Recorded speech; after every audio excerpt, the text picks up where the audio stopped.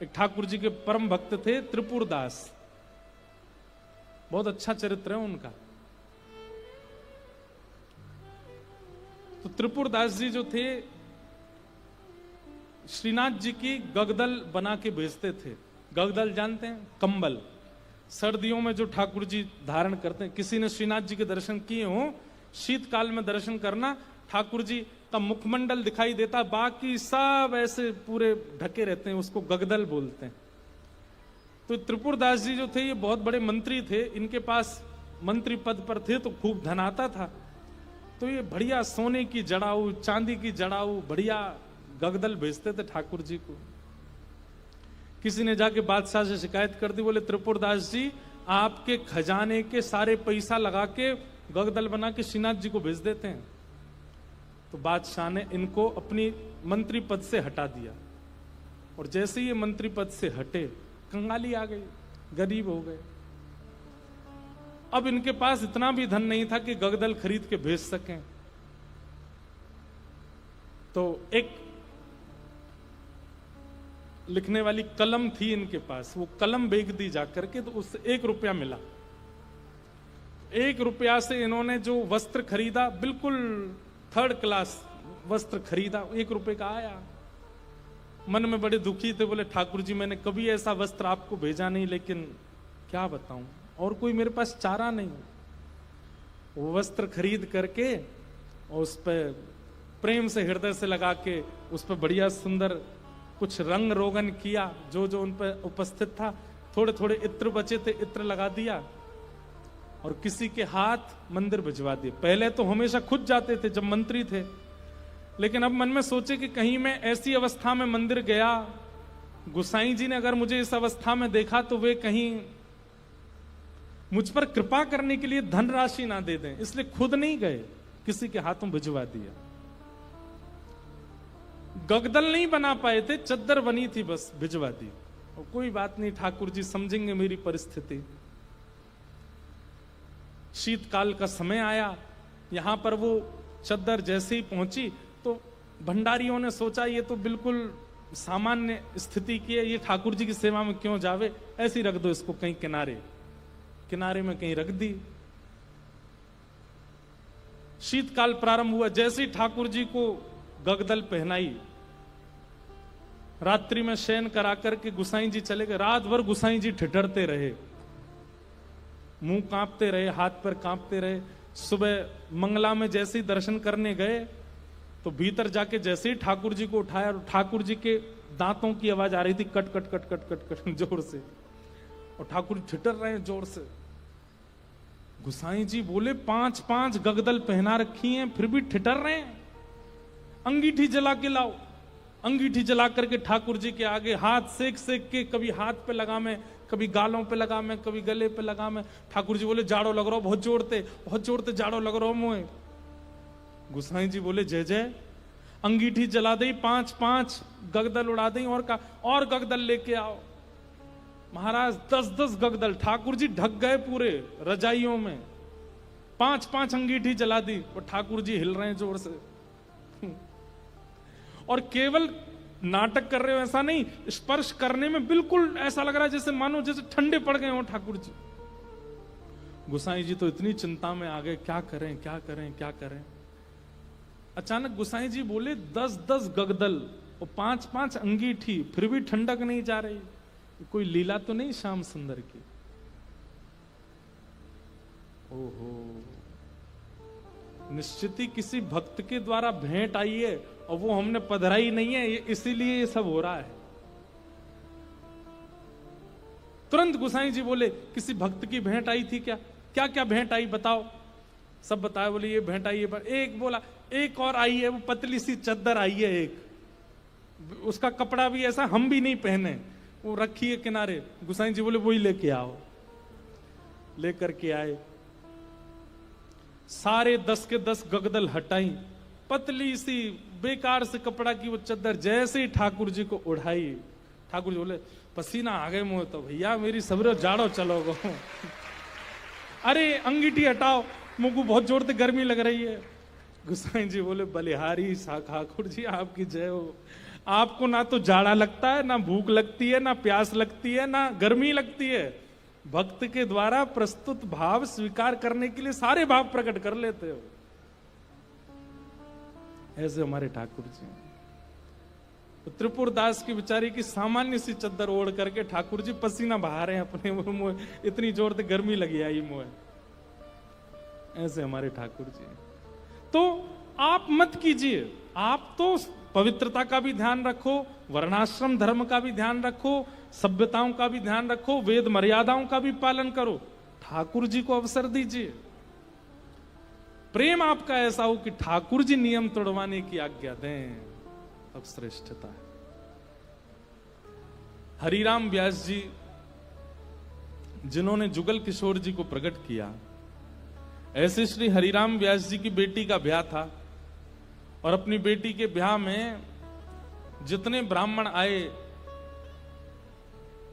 हरिराम व्यास जी अपनी बेटी के ब्याह से प्रसन्न नहीं थे। क्यों नहीं थे? कोई पिता अपने पुत्री के ब्याह से अप्रसन्न कैसे हो सकता है? लेकिन उनके मन में भाव था कि भाई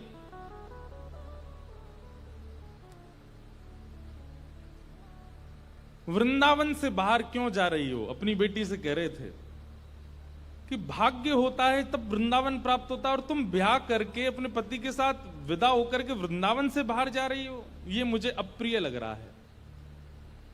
बेटी ने कहा, पिताजी ये तो स्वभाव है कि बेटी को बाहर जाना ही पड़ता है, और बाहर कहां, जहां पति का घर है वहां जाना पड़ेगा।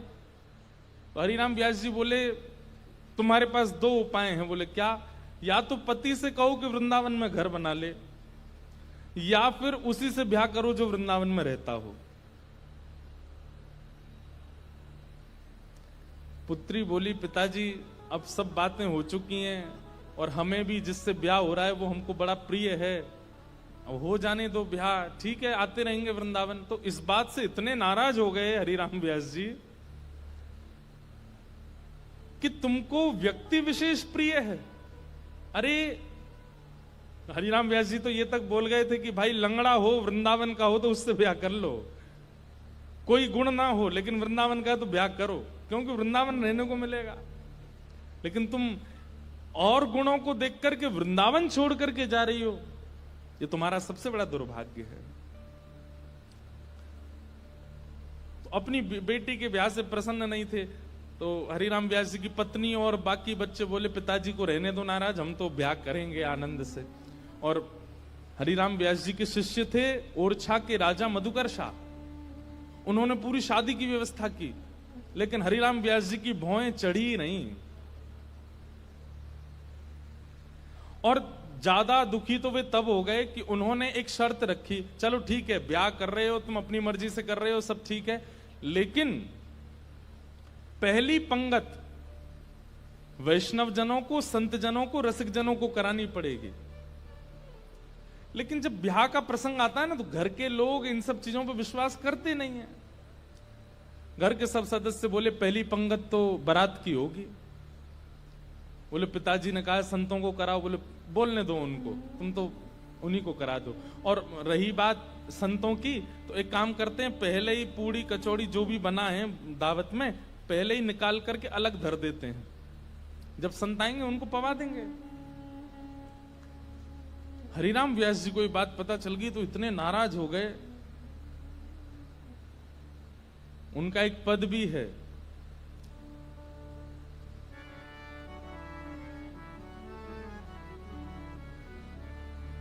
संतन सौ अधिक समधि प्यारे। बोले संत इतने प्रिय नहीं है, वो समधि बहुत ज्यादा अच्छा लगता है, उसको तो गरम गरम खवा रहे हैं और संतों के लिए अलग निकाल दिया है।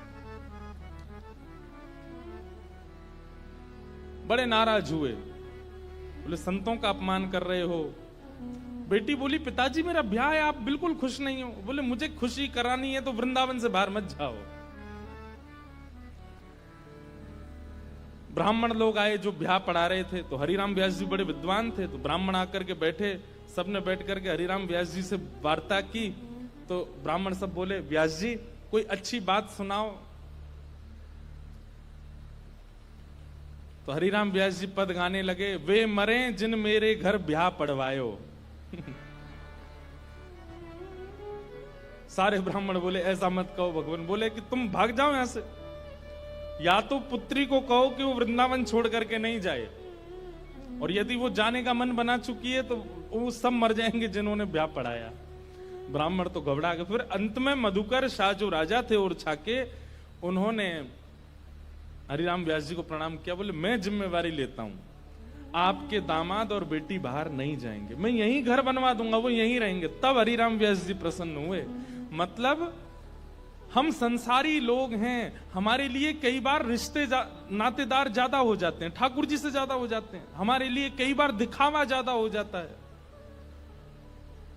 कई बार सब प्रदर्शन में हम लोग ज्यादा चले जाते हैं, हमारे लिए भक्ति भाव कहीं पीछे छूट जाता है। पर वृंदावन को भजने वाले के लिए ठाकुर जी प्रधान है और कुछ प्रधान नहीं है। इसलिए वहां धर्म प्रधान नहीं है, प्रेम प्रधान है। एक भगवान के परम भक्त थे, नारायण दास उनका नाम था। बहुत ध्यान से सुनना। नारायण दास जी को भी वृंदावन से बहुत प्रेम था, और वृंदावन का प्रेम उन पर ऐसा चढ़ा कि वो गोपी भाव में रहने लगे। और कैसा गोपी भाव? श्रृंगार कर लेते, बिंदी लगा लेते, मांग में सिंदूर भर लेते, बड़े बड़े केश कर लिए थे, पैरों में नूपुर पहनते, हाथों में चूड़ियां पहनते और लहंगा पहन करके और बढ़िया सुंदर श्रृंगार करके किसी के सामने नहीं जाते थे। अपने गोपाल जी उनको तैयार करके, उनका श्रृंगार करके उनका भोग लगा के उनके सामने नाचते थे, अपने ठाकुर जी के आगे। और किसी को नहीं दिखाते थे, बस अपने ठाकुर जी को दर्शन कराते थे।